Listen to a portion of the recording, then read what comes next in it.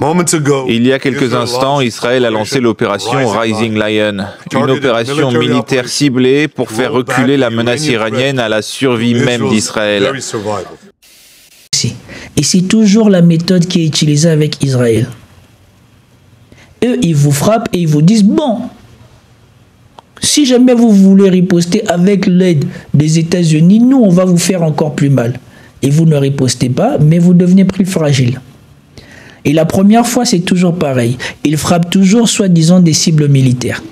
Mais une fois qu'ils ont touché vos cibles militaires clés ou stratégiques, ils savent que vous êtes affaiblis. Et donc, la deuxième fois, quand ils vont toucher, ah là, par contre, les civils, ça va pleuvoir. C'est comme à Gaza. Au début, c'était soi-disant pour le Hamas. Après, les civils, il y en a eu de partout. C'est comme au Liban. Au début, c'était soi-disant pour s'opposer au Hezbollah. Et après, on a rasé les bâtiments civils, on a rasé tout ce qui était civil. Ce soir, Israël a mené une action unilatérale contre l'Iran. Nous ne sommes pas impliqués dans les frappes contre l'Iran et notre priorité est de protéger les soldats américains dans la région. Que cela soit clair, l'Iran ne devrait pas viser les intérêts ou le personnel américain. Je vais essayer d'abord de regarder les différentes publications. Et apparemment même, je ne sais pas si Trump s'est prononcé ou pas.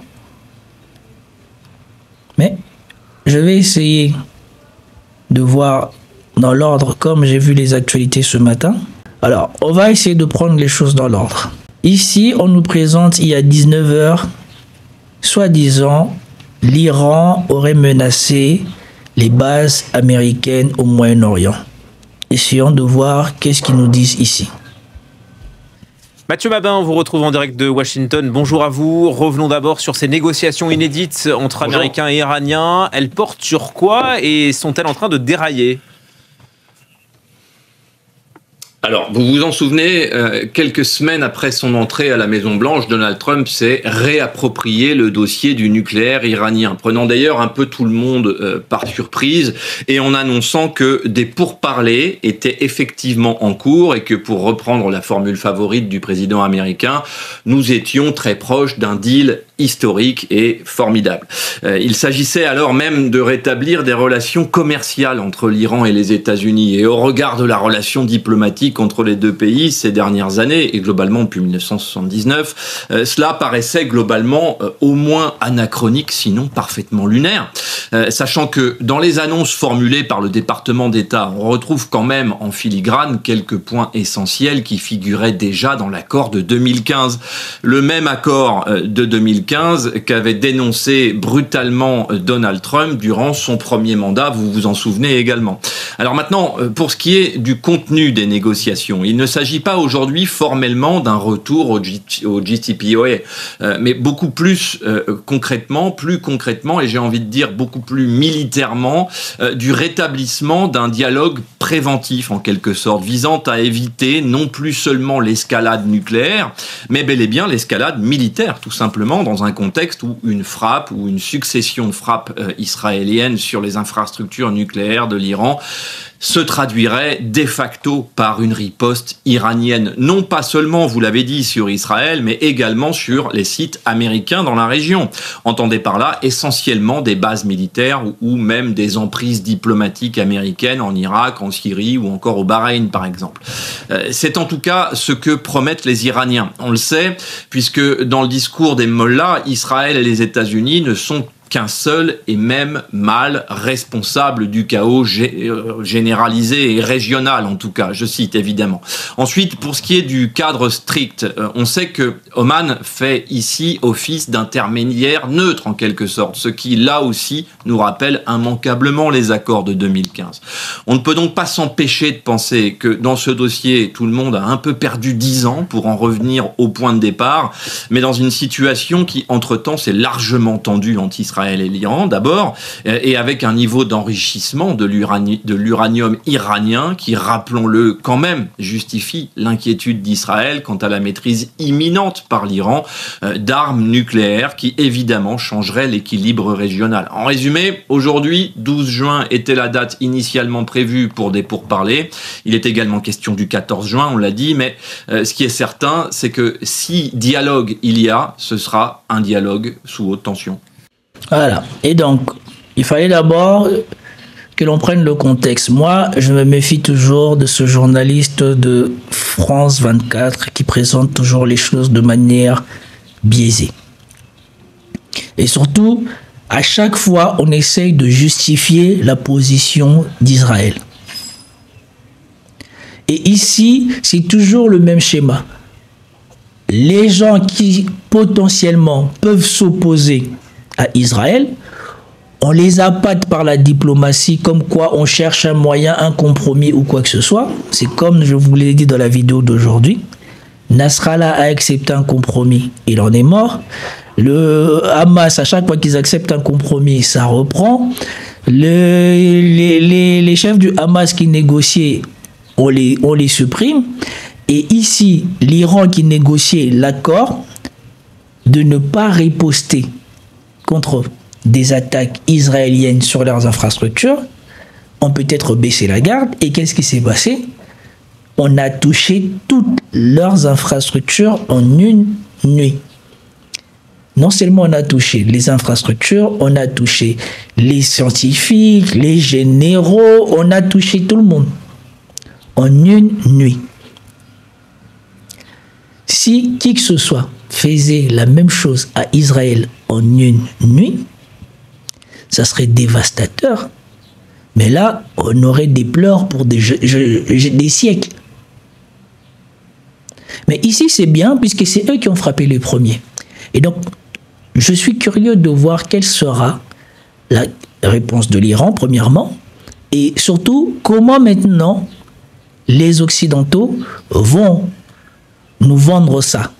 Moi, c'est surtout ça qui m'intéresse. C'est de savoir comment les Occidentaux vont justifier ou vont nous vendre maintenant que ce que vient de faire Israël, c'était justifié. Et donc, après ça, il y a ça. Netanyahou qui parle.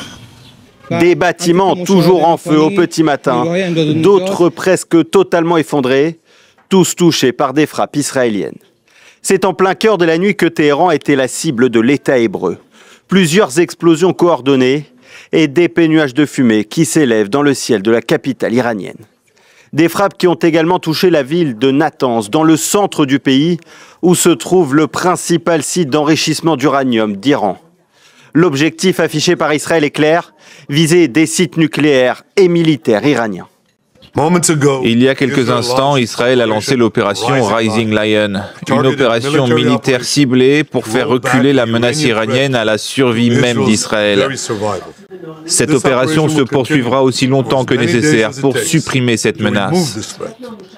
Pendant des décennies, les tyrans de Téhéran ont ouvertement et effrontément appelé à la destruction d'Israël. Ils ont soutenu leur rhétorique génocidaire par un programme pour développer des armes nucléaires.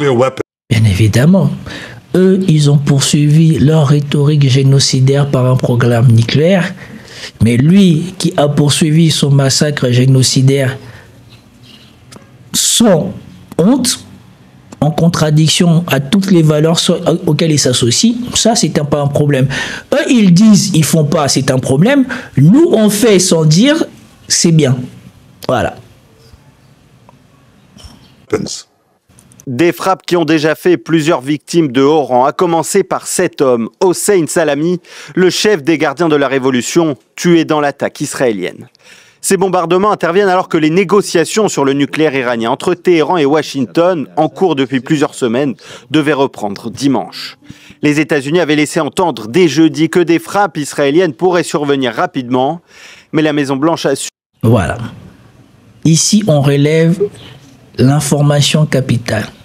Les États-Unis avaient laissé attendre que des frappes israéliennes pourraient survenir rapidement. Il est très important de bien attendre ici les nuances qu'ils essayent d'introduire. Ça veut dire que ce plan qui a été exécuté en Iran ne s'est pas fait dans l'ignorance des Américains.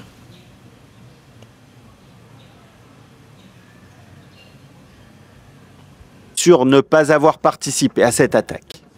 Ce soir, Israël a mené une action unilatérale contre l'Iran. Nous ne sommes pas impliqués dans les frappes contre l'Iran et notre priorité est de protéger les soldats américains dans la région. Que cela soit clair, l'Iran ne devrait pas viser les intérêts ou le personnel américain. Bien évidemment.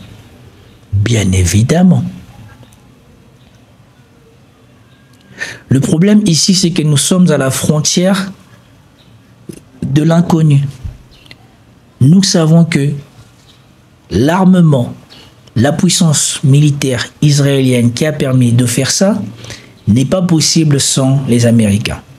Et que la plupart de ces choses ne peuvent pas se faire sans l'aval des Américains, puisque c'est les Américains qui continuent, qui fournissent, qui maintiennent le niveau d'armement d'Israël.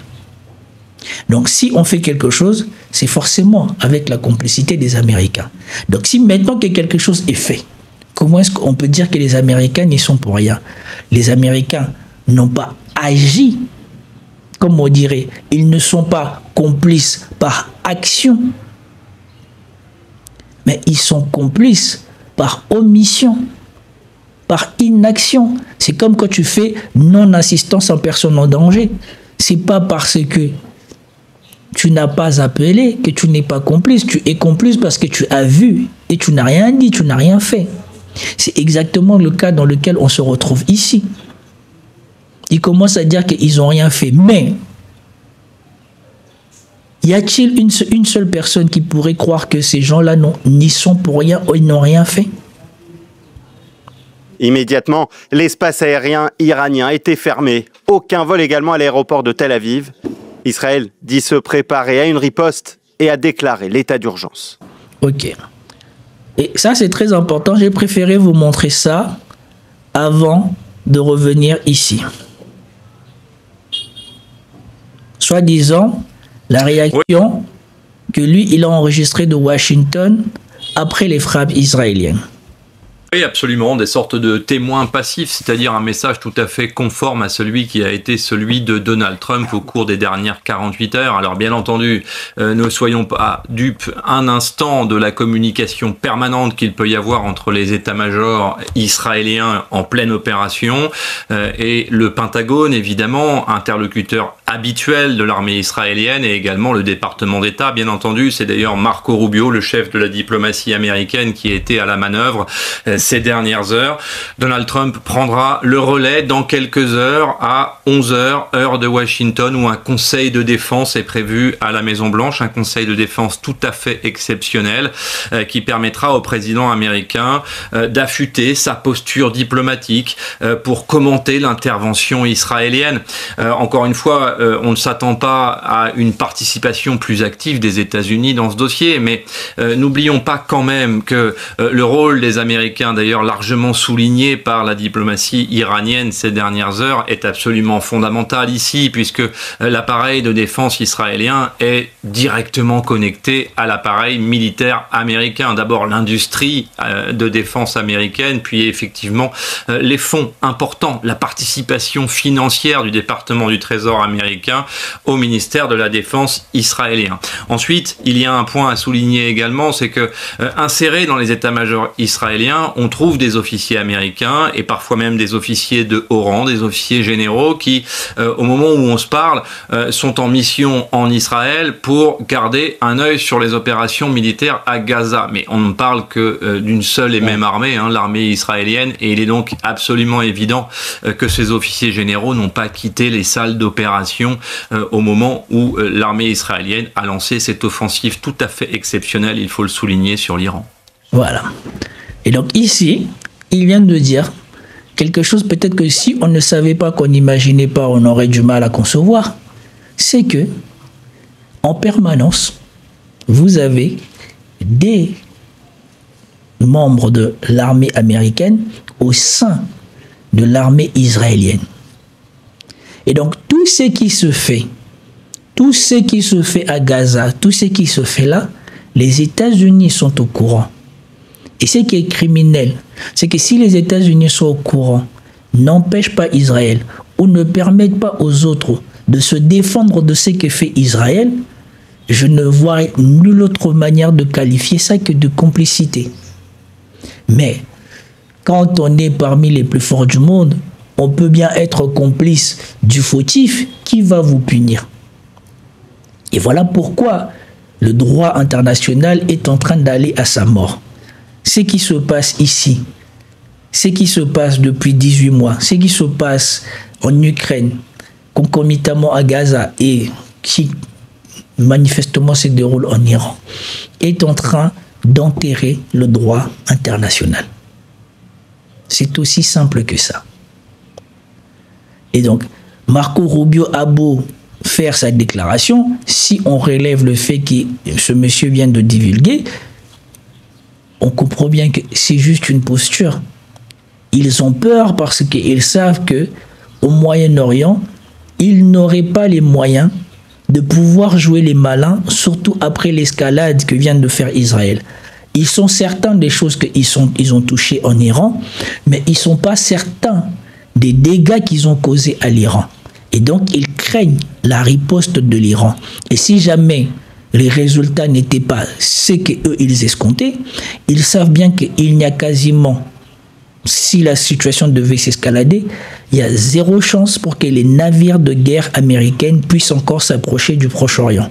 Puisque au niveau où Israël a emmené ça, il faudrait que l'aviation israélienne ne touche plus jamais le sol pour que l'Iran ne soit jamais en capacité de pouvoir lancer ses missiles. Parce qu'à la minute où ça sera possible, eh ben, ils vont balancer. Et on sait bien qu'ils n'ont pas les moyens de pouvoir se défendre d'une attaque comme ce qu'avait fait l'Iran précédemment.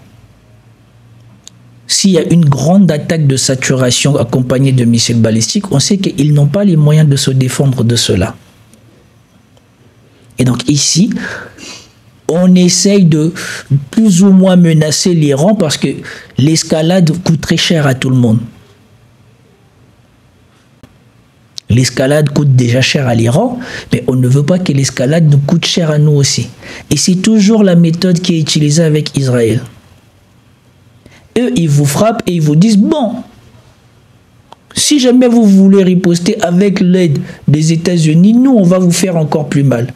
Et vous ne ripostez pas, mais vous devenez plus fragile. Et la première fois, c'est toujours pareil. Ils frappent toujours, soi-disant, des cibles militaires.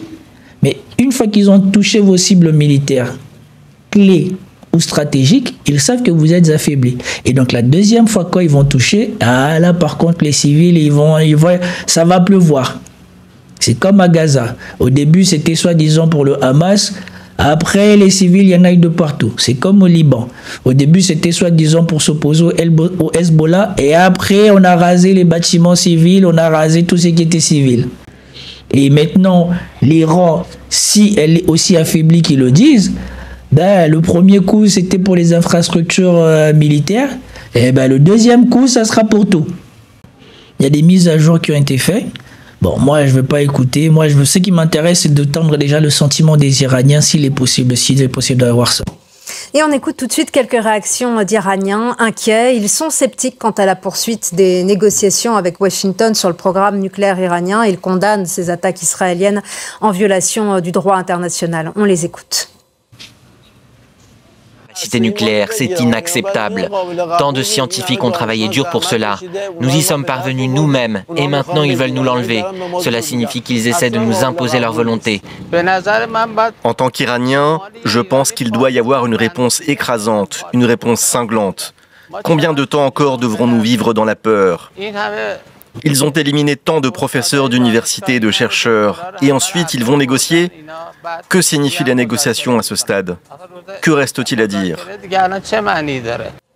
Il n'y a pas... Voilà. Mettez-vous à la place des Iraniens. On vous déclare comme une menace à quelqu'un qui est plus armé que vous, qui est plus soutenu que vous, qui a des meilleurs alliés que vous. Vous n'essayez que de vous munir de quelque chose qui dissuadera qu'un jour, on vienne vous attaquer. Et parce que vous faites ça, vous devenez la cible de ces gens-là.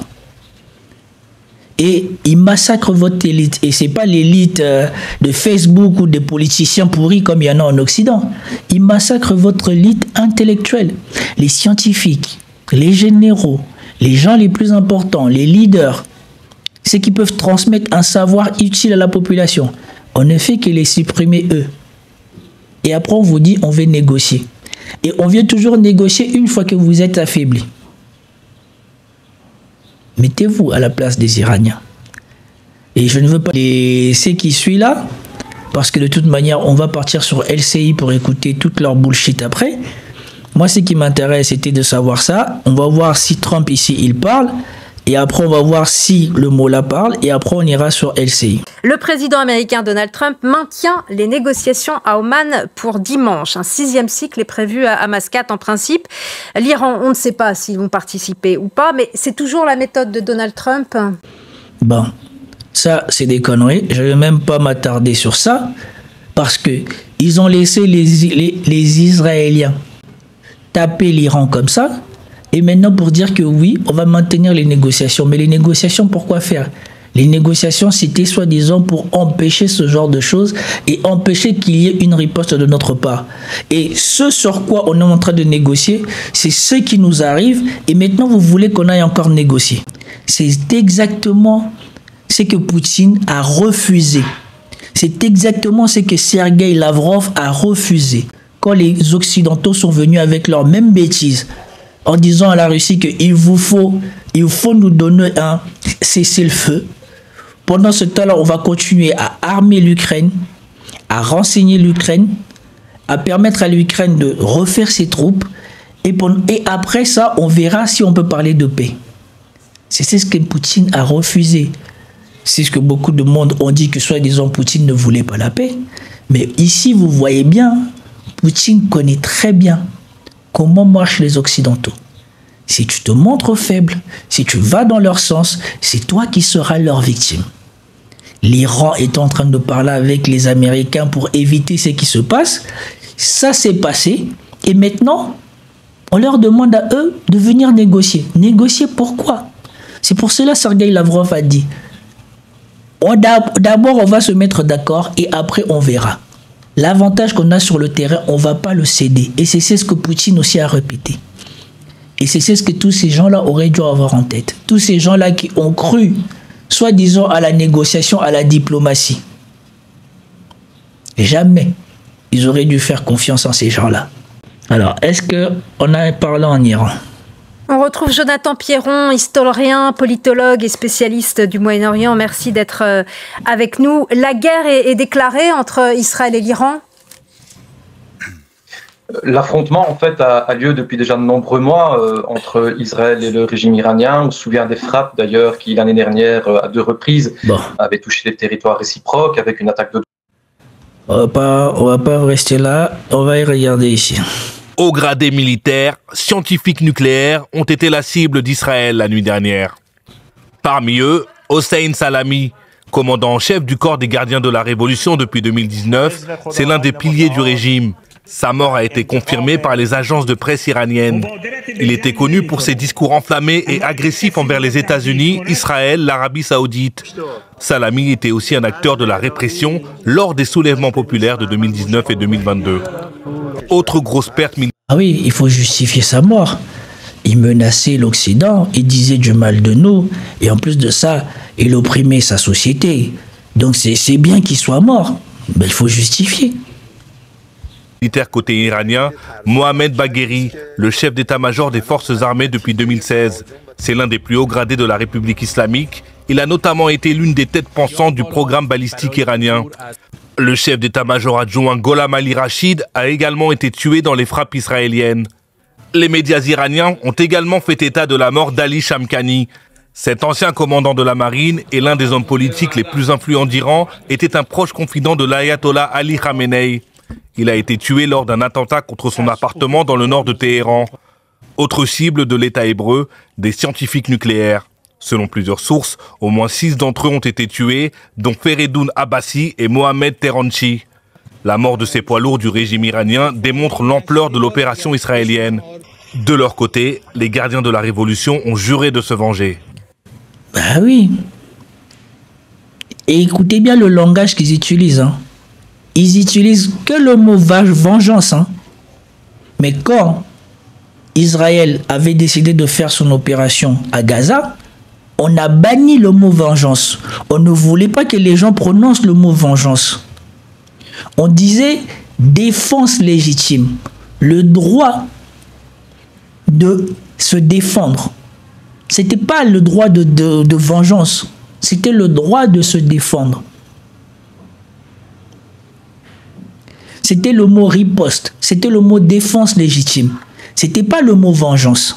Ici, ils viennent de faire quelque chose de monstrueux.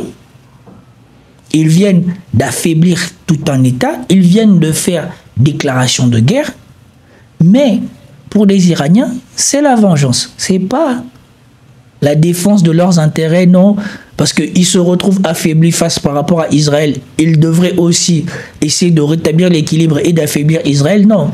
Eux, ça ne sera pas la défense de leurs intérêts. Eux, ça sera la vengeance. Souvenez-vous bien, c'est là que ça se joue. La perception de tout ce que on essaie de vous faire croire dans les médias. Ça se joue dans ces détails-là, ça se joue dans ces mots-là.